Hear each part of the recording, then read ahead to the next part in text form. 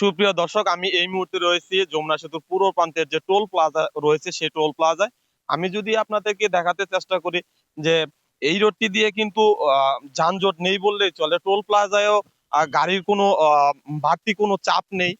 উত্তরবঙ্গগামী যে গাড়িগুলো আছে সেগুলো কিন্তু এই রোড দিয়েই যাতায়াত করে। উত্তরবঙ্গগামী লক্ষ লক্ষ মানুষ এই রোড দিয়ে যাতায়াত করার ফলে কিন্তু স্বাভাবিক স্বাভাবিকের তুলনায় ঈদ এলেই কিন্তু এই রোডটিতে প্রচন্ড চাপ বেড়ে যায় এবং যানজটের সৃষ্টি হয়। সে তুলনায় কিন্তু এবার ঈদ যাত্রা অনেকটাই স্বস্তিদায়ক এবং নির্বিঘ্নে হচ্ছে, আমরা যেটি দেখতে পাচ্ছি এবং যাত্রী চালকদের সাথে কথা বলে আমরা জানতে পেরেছি।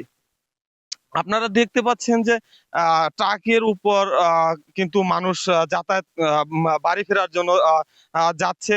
যে যেভাবে পারছে মোটর সাইকেল, প্রাইভেট কার, বাস, সবাই কিন্তু নারীর টানে বাড়ি ফিরতে শুরু করেছে। অনেকেই অফিস আগেই 26 তারিখে বন্ধ হওয়ার কারণে কিন্তু আগেই বাড়ি ফিরে গেছেন এবং আজকেও কিছু গার্মেন্টস ছুটি হবে। এই ছুটি হওয়ার কারণে কিন্তু আজকে কিছুটা বাড়তি চাপ পড়তে পারে, তবে যানজটের সৃষ্টি হবে না এমনটাই ধারণা করছেন প্রশাসন।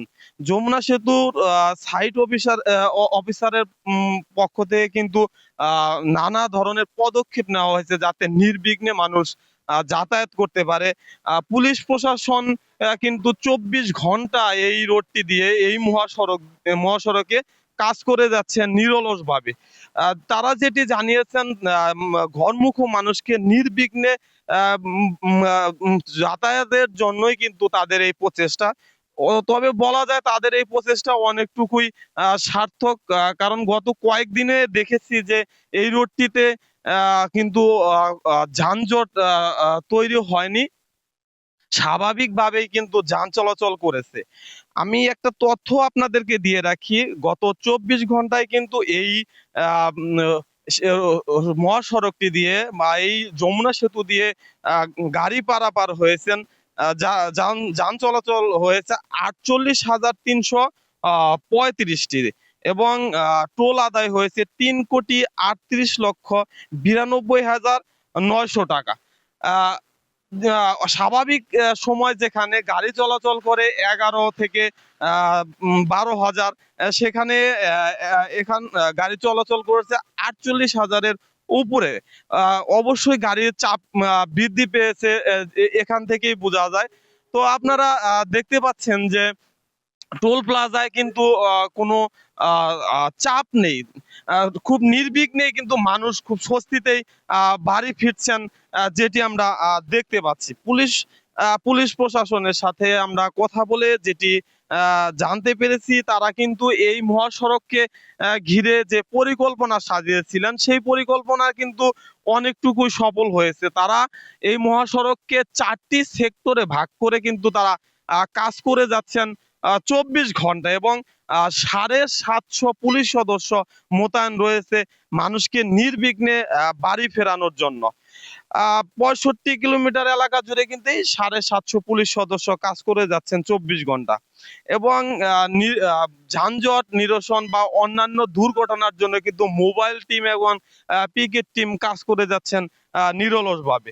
আমি এই ঢাকা টাঙ্গাইল মহাসড়কের 4 লেন বাস্তবায়ন, ঢাকা টাঙ্গাইল যমুনা সেতু মহাসড়কে 4 লেন বাস্তবায়নকারী প্রতিষ্ঠান আব্দুল মোমেন লিমিটেডের যে প্রজেক্ট ম্যানেজার রয়েছে, আমি রবিউল আওয়াল, তার সাথে কথা বলে জানতে পেরেছি এই এলেঙ্গা থেকে সেতু পর্যন্ত কিন্তু 4 লেন সুবিধাটা এর আগে ছিল না, এবারই প্রথম এই সুবিধাটা কিন্তু যুক্ত হয়েছে।